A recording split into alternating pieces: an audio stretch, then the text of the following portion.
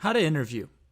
So there's basically 8 types of questions that you can ask for the experts that you're interviewing. I've broken these down into hypotheticals. The second one is constraint type of questions. The third one relates to timing. The fourth to simplicity. The fifth into insights. The sixth into experiences. Seventh into reframes, and eighth into behavioral. So these are the 8 types of categories that I look at when I'm working on questions to ask, either on the fly when I'm interviewing somebody or in advance when I've prepped based upon the outline, the transform, the step-by-step process, and the purpose, why, what, and how to into questions. So let's break down some examples of these types of questions. So here's an example of hypothetical questions. If you had to start over, how would you blank? Or if blank didn't exist, what would you do? So if you had to start over with relation to, becoming a master world-class vegan chef, what would you do differently than when you first started? That kind of stuff. If you had to start over related to something specific about the content, how would you go about it? Or what would you do different? It's a hypothetical, right? Second one, if blank didn't exist, what would you do? So if your mentor wasn't available to you when you first started, how would you have been able to achieve the results that you achieved in spite of that? Or if you did not have any resources to your name whatsoever to make this work, how would you have made it work anyway? So that's another example. Third type of question. If someone said to you blank, how would you react? These are really good questions. These have been built over the years of me working on interviewing people and developing my own kind of expertise and insight in this area. If someone said to you blank, how would you react? Or if someone said to you blank, what would your advice to them be? If you could wave a magic wand over blank, what would happen? Or, if you could wave a magic wand over somebody and their problems would melt away in relation to blank, how would life be different for them, right? Or even if I could wave a magic wand around a certain thing and eliminate certain issues, then what could be possible? These are the types of questions that we can ask. So the beautiful thing is when you're going through your outline, if you're stuck on transforming a question into something that you think is going to be valuable for a customer, hypotheticals are a consideration. So this is the important thing for you to understand in these questions I'm showing you here right now. Is these are built specifically to give really good answers and really good, powerful insight. And so you'll see patterns over time related to different questions. And then after a while, you just develop a knack for it. But right now, this is just a good way for you to be able to kind of dial in by leveraging my expertise. So hypotheticals is the first type of questions. The second type of questions you can consider are constraints. So hypotheticals really work because it requires the person to be imaginative in the result, and it can throw them off script and get them to think critically. And when they think critically, that's usually when the good information comes out of their mouth. Constraints is another example of by limiting something, we create unique insights that otherwise are hard to get out of the expert's mouth. So a constraint could be, what would you do, or a constraint would be, how would you do this on a fixed budget? Or how would you do it if you were only half as smart? That's one of my favorite questions. How would you do it if you did not have a lot of funds? How would you do it if you didn't have a lot of intelligence? Let's say I put you in a situation where you could only do blank and not everything that you normally could do. How would you still be successful? So these are types of hypotheticals. Some of these are, some of these aren't, but these are specifically related to limitations. For those who struggle with blank, what are their options? So this is an example of a non-hypothetical constraint. And there's obviously overlap, right? For those who struggle with blank, what are their options? Or say I struggle with blank, what would you tell me? If you had to describe blank in less than 500 words, what would you say? Or one of the ways that I like to say, in 60 seconds or less, tell me your solution for blank. Because people generally, when you're interviewing them, they're not prepped. They're going right off the cuff. They tend to ramble a lot. So if I want a very specific, poignant answer, if I really want them to focus on the bare essence or the essential, then I ask them a question like this. If you had to describe blank in less than X number of words or in X number of seconds, or by only relying on 3 points or whatever, how would you describe it? So these are for questions you really want to narrow down on some specific focus to. Timing questions, because these are naturally things that are beneficial for the customer. Most customers are considerably held back by the time that they have to master something or to solve some certain problem. So by focusing the expert, who typically doesn't deal with the same types of time constraints, there's two types of people that are really, let's break it down almost politically here.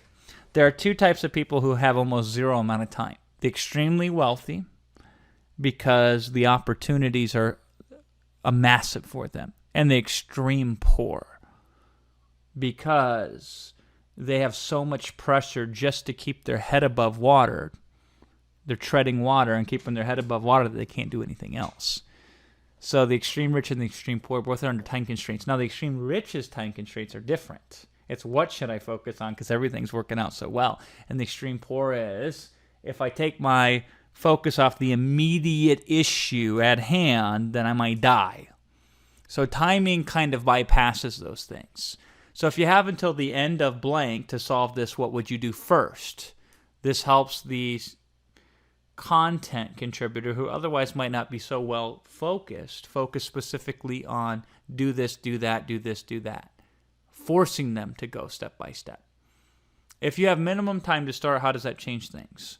So this is a specific type of constraint related to timing. Say I only had 2 minutes a day to do this. What could I do in 2 minutes a day to get some sort of result or some sort of benefit related to blank? What is beneficial now that didn't exist before? So this is timing in the sense of things that have changed that people might not be aware of. What can we do today that we're not doing, but that we should be doing? It's a type of question there. How much time should be devoted to blank, a certain specific aspect or focus related to a step or solving a problem? And by the way, I just want you to know these are very, very good questions, and I don't expect you to be like I am at these where I can do them off the top of my head. I want you to pull them out, print them, set them side by side your outline at first, and reference them on each step of the way till you find one that is really good for each part of your outline. And then over time, it will just come to you naturally. Simplicity. So very few people actually live the 80-20 rule. Most people live the 20-80 rule, where they focus 80% of their time on the things that only produce 20% of the results, right?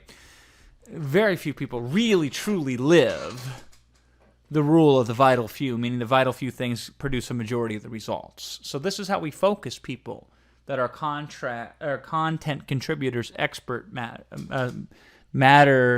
subject matter experts. This is how we focus them. If you could reduce blank to just 4 things, what would they be? If you could only rely on 4 things for your success related to blank, what would those 4 things be? If you had to drill it down to 3 single sentences of why somebody should be able to do blank, or what could you tell somebody in 3 sentences that would allow them to do blank? It's simplicity focus. And again, overlap here between this and the constraint, as there is.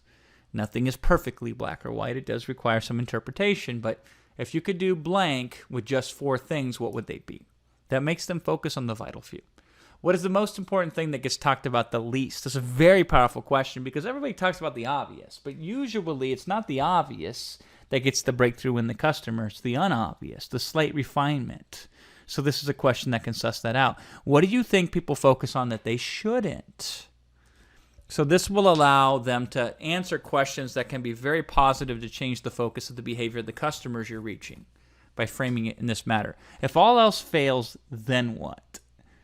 Because very often the first time somebody tries to do something to solve a problem in the real world, they will fail. And if we don't properly prepare them, or at least consider it, we run a chance that they don't get the result that we want to help them get. If all else fails, then what? Related to blank is a very powerful question.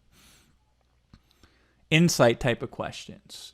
This is where you dramatically rely on their own personal feelings and conclusions, which are valuable because they're the color in the otherwise black and white step by step. So what's something people overlook that they shouldn't? It's a very powerful question. What's the biggest difference between your success and people who didn't quite succeed as well as you did? This is their insight, their own personal subjective viewpoint, which can allow a lot a lot of insight into the customer listening. How do you know when a decision is right?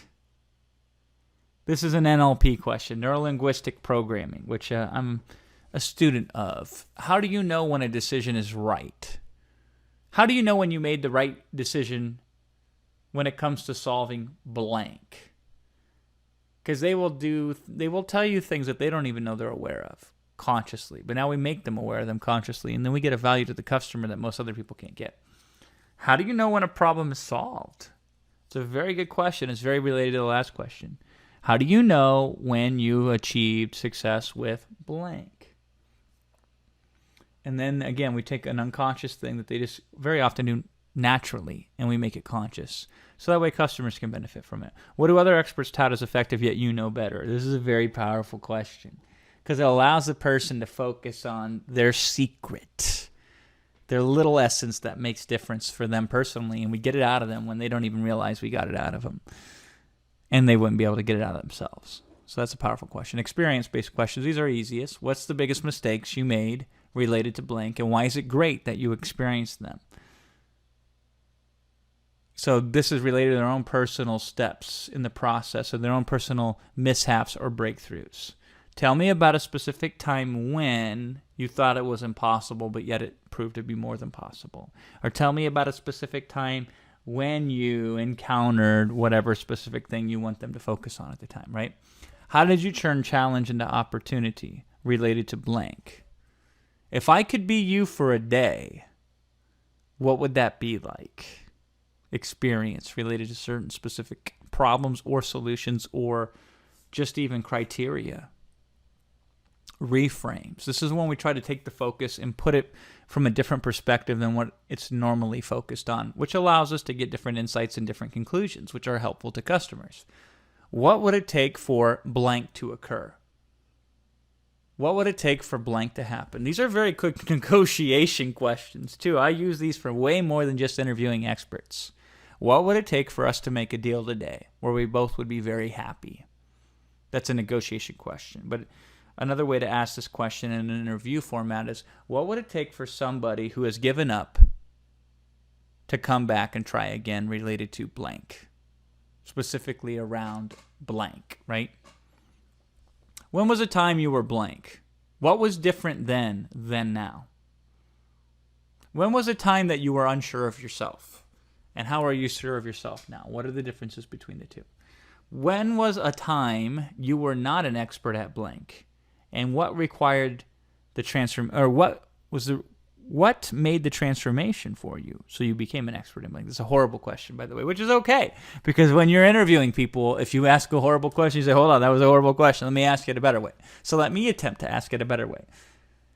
When was the time you were not an expert and you realized you weren't? And then what did you do to become an expert? And now that you are an expert, what's different? I got a little bit of work to go. Nobody's perfect, right? How can we make success certain? How can we guarantee the outcome for blank?